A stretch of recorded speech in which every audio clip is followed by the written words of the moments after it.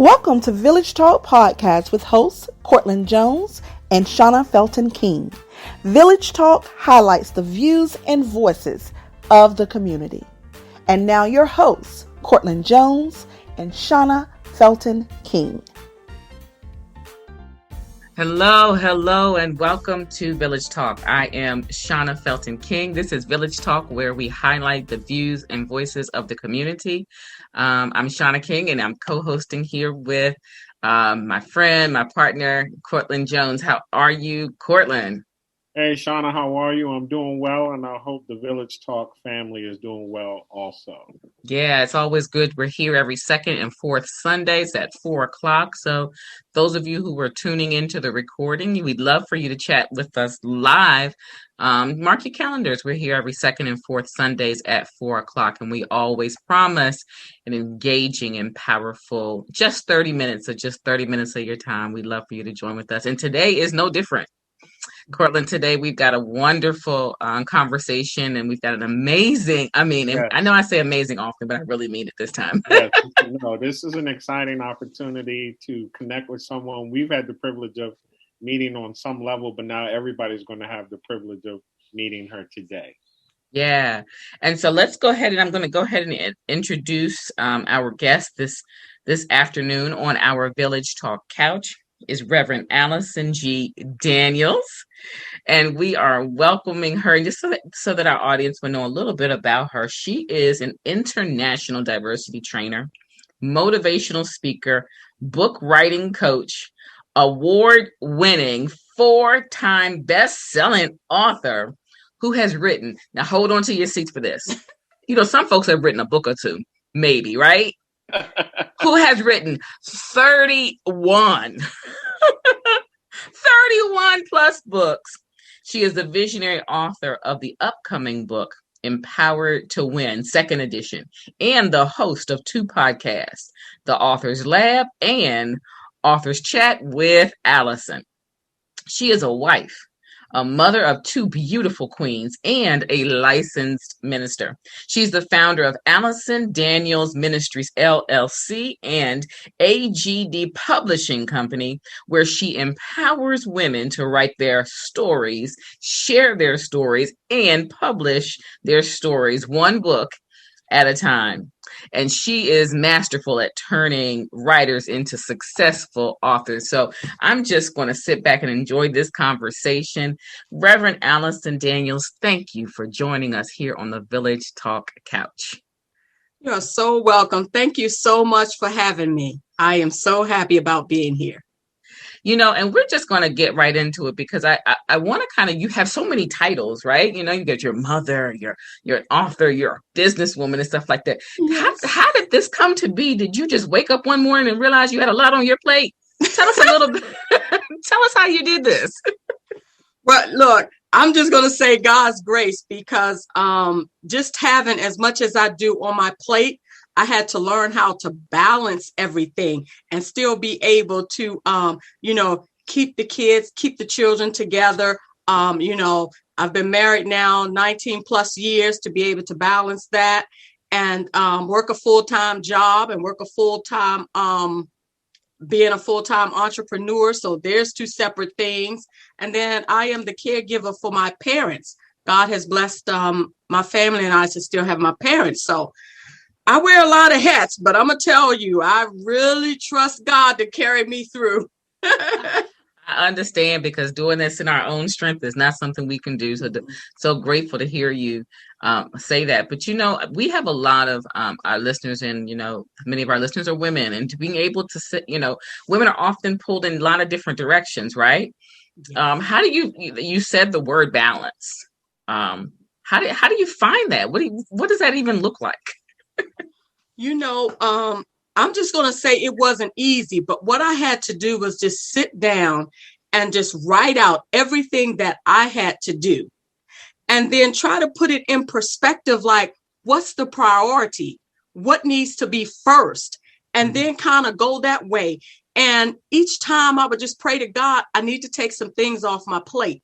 I need to start moving some things off my plate, because what will happen is people will start putting a lot of things on you because you're not saying anything. So you're like, oh, I can do that. I can do that. And before you know it, your plate is full. So one thing I try to make sure that I do is if I see myself getting stressed out or, fluttered or what have you, I'll sit back and I'll say, God, what is it that I added to my plate that you did not want me to add? It wasn't even assigned to me, and I picked it up. Wow. So it's just writing things out, because see, if you can see the vision and you write it out, you realize, so why did I take that person that place? And why did I do that? Not that you don't want to help people, but you got to find some balance. Yeah. But you know what? And I hear you when you say, look, if you don't know your purpose, somebody else will find one for you, right? Yes, definitely. Yes. And as a woman, though, in your ministry, and then even, through the business that you're doing, what are you finding are some of the struggles that women are going through? What are some of the things that we kind of have in common? To me, one or at least two things was leadership. When you become, I'm already a woman, but what happens is the higher you go up the ladder in leadership, the more challenges you will have depending on who it is. And a lot of my challenges came because of, men didn't want to see women in leadership. And so it was one of those things where you almost kind of had to fight your way through, but not, physically fighting, but having that education already in place, already intact. One of the things I believe, and this probably has been said, that no one can take that education from you once you get it. So I continued to educate myself, and I'm still doing it today. I'll constantly, I'm a learner, and I'll constantly continue to do that. But the challenges were just trying to say, look, I'm just as good as you are, and probably even better, but making sure that I had things in order as a leader that you can't take away from me. And so my challenges were just, men, and even in the ministry with, most of the time the pastors are men. Right. And it's their pulpit, and so if they say that they don't want you in the pulpit, or they don't want women in the pulpit, what can you do? You still have to respect and honor that house. But I allow God to go ahead of me on one situation I had entering into someone's church. And I listened to what the pastor said, and I obeyed that. But as time went on throughout that ministry that I was in, he called me up to speak. Wow. So when you enter someone else's home, humble yourself and let God speak for you. And so when I did that, I'm assuming he saw the God in me, because first of all, I have no fear. The only fear I have is God. So I know he saw the God in me, but he must have also saw the humbleness in me. And it was like, listen, if you don't want me to speak on your pulpit, that's fine, because God has a place for me. And he opened up that door, and the man just fell in love with me. Wow. But, you bring out some very important things, because I don't think we always talk about it, that women in leadership or women in ministry, it's 2021, but that's still something where not every place is accepting, or it's like, okay, a certain level, but not, maybe not pastor, or maybe not at this, where there still has to be someone covering you. And to be, it sounds like you're allowing kind of God to fight your battles and God to lead the way for you, instead of, saying, okay, no, I'm gonna make sure I do this, and going against what may be the order of the house. I hear you're saying, right, but still allowing God to guide your footsteps. And that sounds like great advice for women in ministry, or even women in leadership, because that happens in the workplace too, doesn't it? Yes, very much so. I was sharing with Mr. Cotland that one of the men, when I was telling him that, you have to listen to me and my other two coworkers, which were women. And he said, I don't listen to women. I said, well, I don't know what you're going to do, because we actually are the head three people here. So, you're going to have to follow what we're telling you to do. And he said, I'll listen to you, Miss Daniels, but I'm not listening to the other two. And I said, well, when I'm not here, you have to listen to the other two. So there are men that are still, going through that, you can't tell me what to do, even though you're a supervisor. I had another one say, I don't talk to Black women. Well, I'm sorry. I've always been Black. So I don't know what to tell you, because this is how we conduct it here, and look, not even just here. Check out our White House. Exactly. Yes. I'm still speaking. There's a woman over there, the Black woman in there. Yes.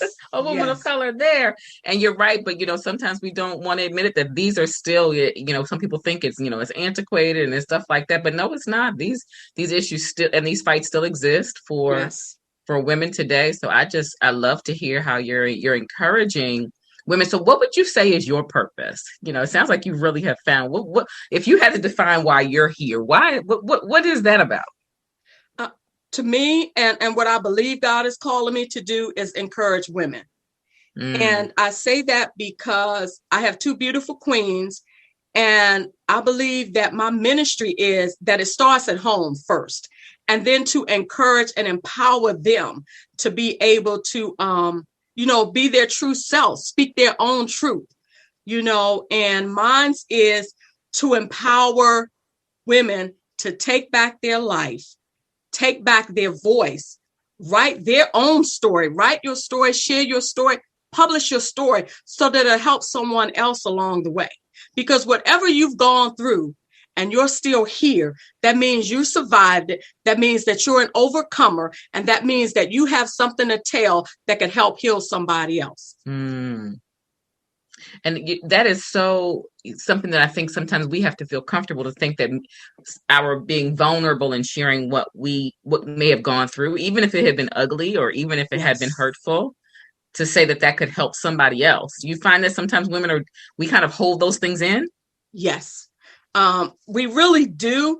But I think the more, and that's why I'm praying about this, the more and more I talk to women, and I don't want you to release something so deep that it may not feel right to you, but I want you to be able to release it so you could be free, so you could be healed.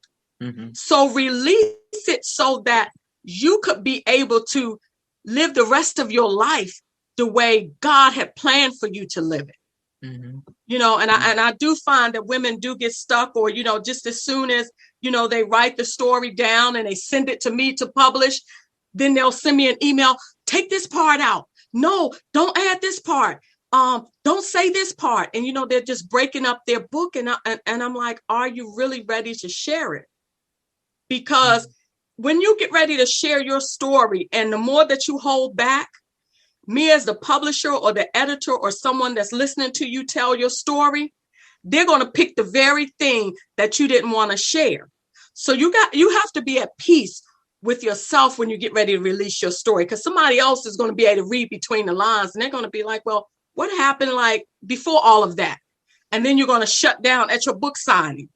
So just be careful at, whatever you want to share, be at peace with it. Wow. So it sounds like you're doing more than just helping them with an outline right about writing a book. You're going a little deeper than that, ma'am. Yeah, well, I coach on Wednesdays. I coach women on Wednesdays. So I do private coaching. So this is kind of how I talk and what I'm always doing. So yeah, I do wear a lot of hats. But that's okay, because as a woman, that's what we do. And I'm not saying men don't as well. But see, we're talking and we forgot Cotland was here. But to be able to know that we do that, we step in and we feel that that's just kind of what women do. Cotland, you can come on and jump in, and it's okay. We'll scooch over so you can talk to us. I wanted to come in and say amen. I really was just being empowered listening myself. I wanted to get the organ going and pass the offering plate. It felt like it was that time, right? Right. But this, it's unfortunate we never have enough time, right? We never seem to have enough time to get in all this great content. I hear a lot of power coming from Reverend Allison, sharing the things that she's sharing. And on the other side of our break, I definitely want to get the opportunity for her to be able to share where she's going as it relates to the conversation you've been having with her, Shauna. I know with